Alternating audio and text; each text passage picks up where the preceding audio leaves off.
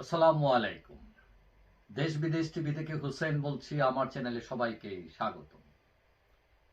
আমেরিকার একটা বিখ্যাত পত্রিকা নিউ ইয়র্ক টাইমসে একটি প্রতিবেদন ছাপা হয়েছে বাংলাদেশ নিয়ে, এবং তারা ওই প্রতিবেদনে বলছে যে ধর্মীয় উগ্রবাদের উত্থানের আশঙ্কা বাংলাদেশে।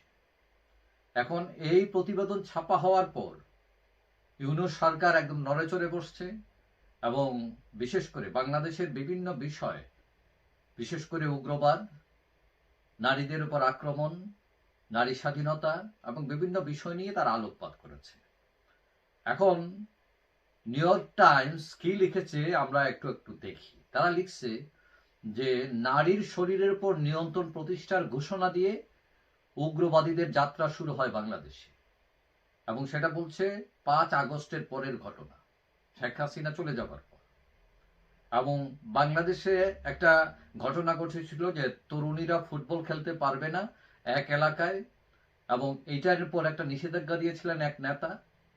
এবং সেটা ছাড়াও তারা উল্লেখ করেছে হিজাব না পরা এক নারীকে হেনস্থা করা হয় বাংলাদেশে, এবং পুলিশ তার বিরুদ্ধে কোনো ব্যবস্থা নেয়নি, উল্টো আক্রমণকারীকে ফুল দিয়ে বরণ করা হয়েছিল। এবং এক সমাবেশে ঘোষণা করা হয়েছিল যে ইসলাম অবমাননাকারীদের সরকার যদি মৃত্যুদণ্ড না দেয় তাহলে তারা নিজেরাই তা কার্যকর করবে। ইসলামিক খেলাফত প্রতিষ্ঠার দাবিতে বাংলাদেশে মিছিল হয়েছে। ধর্ম নিরপেক্ষতা বাদ দিয়ে ধর্মীয় ভিত্তিতে দেশকে পুনর্গঠনের ঘোষণা দিয়েছে কোনো কোনো সংগঠন, ইসলামী সংগঠন।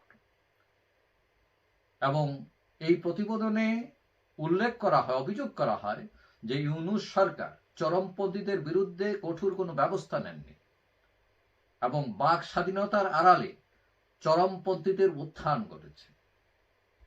এবং সেখানে তারা এটাও বলছে যে আফগানিস্তান ও পাকিস্তানে উগ্র ইসলামপন্থীদের যে অ্যাক্টিভিটি সেটাও কার্যকর রয়েছে। ভারতের হিন্দু ডানপন্থীদের দলের ধর্মনিরপেক্ষতার আড়ালে খাটো করা হচ্ছে অনেক মানুষের ধর্মীয় বিশ্বাসকে। এটা ছাড়াও তারা বলছে মিয়ানমারের বৌদ্ধ চরমপন্থী কর্তৃক জাতিগত নির্মূলের সমালোচনাও করেছে তারা।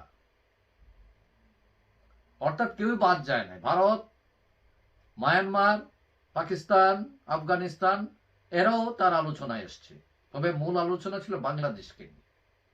এখন এই প্রতিবেদন প্রকাশের পর বাংলাদেশ সরকারের ভিতর সমালোচনার ঝড় বইছে, এবং সরকার এই প্রতিবেদনকে মিথ্যা এবং বিভ্রান্তিকর বলে উল্লেখ করেছে। তারা বলছে যে একটা রেফারেন্স বক্তব্য দিয়েছে, একটা যেমন বলছে যে এই বাংলাদেশে যেমন 3000 খেলা হয়েছে সফার, এবং সেখানে একটিতে শুধু সমস্যা হয়েছে, এবং ওই একটিকেই তারা নির্ভর করে পুরোটাকে জায়েজ করার চেষ্টা করছে যে বাংলাদেশ এরকম করছে, মানে এটা উস্কানিমূলক, উদ্দেশ্য প্রণোদিত। আবার এইদিকে এই প্রতিবেদনের প্রতিক্রিয়াও জানিয়েছে বিএনপির রিজভী আহমেদ বলছেন যে এইসব প্রতিবেদনের পিছনে পতিত স্বৈরাচারীদের মদদ রয়েছে। এখন কেউ কেউ বলছেন এই প্রতিবেদনে যেসব আলোচনা বা অভিযোগ আনা হয়েছে তাতে সত্যতা একদম নেই, তা কিন্তু না, কিন্তু এটাকে গণহারে ব্যবহার করার সুযোগ নেই। মানে কোনো সমাজেই তো 100% শুদ্ধ নয়, সবখানেই কম বেশি সমস্যা থাকে। তবে এটা ঠিক সম্প্রতি ধর্মীয় গোষ্ঠীর উত্থান চোখে পড়ার মতো, এবং তারা এই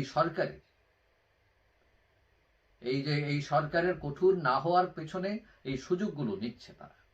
এবং ভারত ইতিমধ্যেই তার কনসার্ন ছিল যে পাকিস্তান বাংলাদেশে ভূমি ব্যবহার করে জঙ্গিবাদ চালু করতে পারে ভারতে, এবং এটা তারা উৎকণ্ঠিত। এখন এই সব কিছু মিলিয়ে এই যে প্রতিবেদন, এটা ইউনূস সরকারের সমালোচনা করেছে, এবং শুধু ইউনূস সরকার নয়, বাংলাদেশের ভাবমূর্তির অনেক ক্ষুণ্ণ হয়েছে। এবং সমস্যা দেশের ভিতর একদম নেই তা কিন্তু না, কারণ আমরা দেখেছি ইতিমধ্যে জঙ্গি সংগঠনগুলো এখানে মিছিল মিটিং করেছে তারা, এবং এটা সরকার তেমন কোনো ব্যবস্থা নেয়নি। যে যেমন হিজবুত তাহরির, এটা নিষিদ্ধ সংগঠন, তারাও ঢাকা বিশ্ববিদ্যালয়ের মতো জায়গাও তারা মিছিল করেছে, কিন্তু সরকার কয়জনকে ধরছে।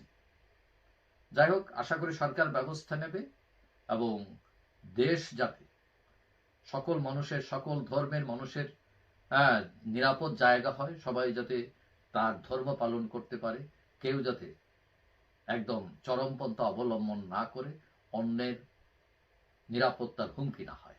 যাই হোক, সবাই ভালো থাকবেন। আশা করি দেখা হবে অন্য কোনো ভিডিওতে ইনশাআল্লাহ। আল্লাহ।